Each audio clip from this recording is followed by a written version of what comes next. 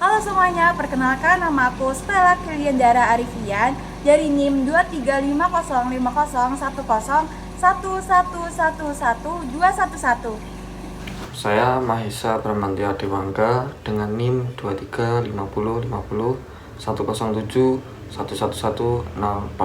Oke, halo teman-teman, nama saya Maria Rizal Firdaus dengan NIM 2350501071111141.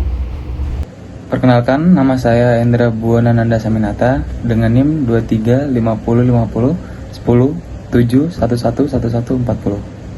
Halo, perkenalkan nama saya Deliana Putri dengan NIM 23550501071111136. Jadi kali ini kami akan melakukan wawancara ke peternakan ayam petelur atau ayam layer. Jadi di sini kami melakukan wawancara kepada dua peternakan dengan skala besar, yaitu sebanyak 24.000 ekor ayam dan skala kecil sebanyak 3.000 ekor ayam. Nopo tantangan pertama sih dihadapi pas nikah peternakan itu? Tantangan yang dihadapi ya utama ya modal. Wajib modal. Modalnya modal. Ini saking terus mungkin untuk kondisi permintaan pasar sampun kata Oh, pemasaran. Iya, pemasaran ini nomor pripun nonton penurunan pas awal-awal. Kalau awal itu nganu Mas, kalau posisi ini posisi partai besar memang gitu. Kalau partai kecil seperti saya ini mandirian, Iya. kan cuma 100, 200, kan nggak memikirkan pasar dulu. Yang penting kan modal. Terkecuali partai besar langsung 10.000, 20.000, dan lain. Apa alasan Pak ini untuk milihnya kok di peternakan ayam petelur? Nah, itu kan sebelumnya saya sudah semua kerjaan sudah saya geluti. Semua pekerjaan. Ya berdagang, ya bertani, semua. Terus saya pikir-pikir yang paling enak untuk bisa diharapkan memungkinkan untuk perkembangan lebih pesat, saya pikir ayam dulu.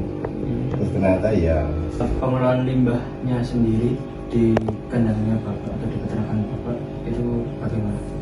Dari segi mungkin kotoran ayamnya. kalau di sini kan pedesaan, Oke. lain dari perkotaan.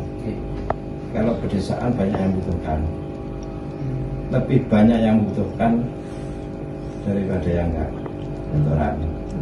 Jadi kotoran kan seharusnya kan tiap musim kemarau tentunya. Iya. Kan nggak begitu mengganggu ayam, mengganggu, nggak banyak stres. Tapi sini karena banyak yang membutuhkan, istilahnya cara penawamong dididik wis pada pengertiannya kene ya butuh gua limbah. Jadi sewaktu-waktu nggak ada musim kemarau, nggak ada musim penghujan, terus habis. Jadi terus ada sampai nolak-nolak kalau kotoran. Lain dengan perkotaan.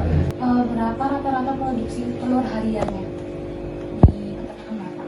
Seluruhnya Iya, sih. 1 ton 1 ton. rata-rata. Peternakan Bapak ini mendapat bibit telurnya dari mana?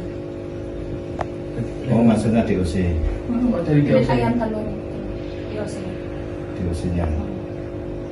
DOC-nya kalau aku nganu Mbak, enggak satu pintu. Siapa yang nawari yang lebih murah. Jadi saya ini bekerja, berusaha menghindari satu pintu. Kan Mbak kan tanya dari mana? Dari mana otomatis jawabannya kan nanti satu pintu. Saya beberapa pintu. Dari Bapak sendiri itu ada nggak sih Pak sistem pemantauan kesehatan buat ayam itu? Misal caranya itu gimana cara kerja sistem pemantauannya? Kalau sistem pemantauan saya sendiri. Ngecek. Kalau sudah biasa tahu Mbak beli ayam. Walaupun jarak 100 meter sudah tahu. Kalau sudah biasa, kemana sampean memantau kesehatan, terus gerak-geriknya gitu gini, ayam ini sakit apa. Maksud saya tahu-tahu 100% enggak. Nanti kalau seperti saya ini ya, ada kandang suet, nah sebelah ujung sana ada yang gerak-geriknya sudah lain dari yang lain. Itu curiga itu dari nanti dilihat. Kalau biasa nanti masalah pemantauan paling simpel, penyakitnya apa-apa sudah paling simpel enak. Itu ada nggak sih Pak, pengalaman kegagalan terbesar di usaha ayam petelur ini, terus cara bangkitnya lagi tuh gimana? Setelah udah jatuh, sejatuh-jatuhnya terus buat bangkit lagi tuh kayak gimana? Yang terbesar itu sejak awal itu sudah kegagalan itu 2005, 2008, terus 2018 sampai 22 ini. Kalau yang tanyakan yang terbesar COVID kemarin, untuk mengatasi itu bukan dikarenakan ada modal, ada niat, tekad, tekun, ujung-ujungnya bersyukur. Pak, Ya. kan dia memang dari Tiosu lagi. Nah di sini tuh jenis apa Pak? Kalau di sini sekarang cenderung loman,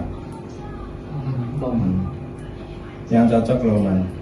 Itu 700. Nah, dalam satu hari itu kira-kira berapa kilo? Biasanya aku per minggu itu 12 kali 7 itu berapa? 84 ya. Nah, 84 peti berarti 84 kilo. Satu peti. 1 ton kurang, iya. 1 peti kan 10 kilo. Oh, berarti 40 kilo dalam satu minggu. Itu. Oh, gini. Berarti enaknya kalau dalam 1 bulan sekitar 3.300-an, 3 ton 300 kuintal. Kandangnya sendiri dulu itu perkiraan modalnya berapa? Bikin kandang. Iya. Waduh, nggak tahu. Aku kan lanjutin. Nggak tahu juga aku. Kurang tahu. Nggak pernah. Selama 2 tahun ini aku belum pernah rehab kayak gitu loh. Jadi aku nggak tahu per kandangnya itu habis biaya berapa, terus ambil berapa, nggak tahu aku. Ibu kalau boleh tahu di sini karyawannya udah ada berapa jumlahnya? Aku minta bantuan 1 orang. 1 orang. Nah, Itu kerjanya dari jam 7 sampai jam 12. kalau boleh tahu gajinya karyawan itu sebulannya berapa? Aku itu mingguan. Mingguan tak kasih 300. Berarti satu bulan 1.200.000. Kalau untuk listrik per bulan buat di kandangnya itu misalnya kayak seperti lampu kayak itu dipakai nggak, itu berapa per bulannya? 37.000. 37.000 Satu bulan. 1 bulan. Cuma 300.000. Kan aku pakai daya yang 450. Oh. Itu kabarannya berarti cuma buat lampu. Khusus sambil sama lampu. Oh, oke. Itu khusus kandang. Jadi di sini saya akan menjelaskan mengenai analisis ekonomi dari peternakan Seva Farm dengan kapasitas ternak 3.000 ekor. Di Seva Farm sendiri untuk total biaya produksi sekitar 81.095.000 dan penerimaan 82.950.000. Dari perhitungan yang kami dapatkan untuk rasio R per C dari Seva Farm ini yaitu 1,02. Adanya gap yang sangat sedikit antara total biaya produksi dan penerimaan ini menyebabkan BEP unitnya berada di bawah rata-rata, sehingga menyebabkan mos telur yaitu mengalami minus 1% atau sekitar 218%, dengan keuntungan yang sangat minim yaitu Rp737.678 per bulannya. Hal ini disebabkan karena ada beberapa faktor sehingga untuk mos telur mengalami minus. Nah, selanjutnya adalah analisis ekonomi untuk peternakan di Larissa Farm dengan kapasitas ternak 24.000 ekor. Untuk di Larissa Farm sendiri untuk pendapatan dalam 1 bulan yaitu sekitar 804.940 juta dengan total biaya produksi yaitu Rp633.863.000. Untuk R per C rasionya yaitu 1,27 dan mendapatkan keuntungan bersih dalam 1 bulan sekitar Rp162.522.000. Hal ini menjadikan dari Safa Family dapat keuntungan yang sangat besar karena untuk BEP harga dan juga BEP unitnya yang di atas rata-rata untuk dari Safa sendiri, untuk harganya juga lumayan tinggi, yaitu 22.000 dibandingkan untuk di peternakan yang satunya. Selain itu untuk produksi unitnya jauh di atas rata-rata karena dari Safa ini sudah lebih modern atau lebih canggih, mulai dari untuk manajemen kandangnya, manajemen pemberian pakan, dan juga kualitas pakan yang diberikan juga lumayan cukup bagus, sehingga untuk performance ayamnya juga bisa maksimal. Ini selanjutnya saya akan menjelaskan isu tri dari kedua peternakan yang telah kami wawancarai. Yang pertama untuk di Safa Farm sendiri, masalah yang kami temukan adalah kurangnya manajemen limbah kandang, di mana ekskreta di Safa Farm ini dibiarkan menumpuk sampai menggunung, sehingga hal tersebut menyebabkan polusi udara bagi lingkungan di sekitar peternakan, dan juga amonia yang dihasilkan dari penimbunan ekskreta ini tidak bagus untuk kesehatan ayam. Selain itu ada satu masalah yang sangat krusial, di mana hal tersebut menyebabkan dari hasil analisis ekonomi yang kami hitung menyebabkan adanya minus. Hal tersebut dikarenakan tingkat produksi ternak yang di bawah standar.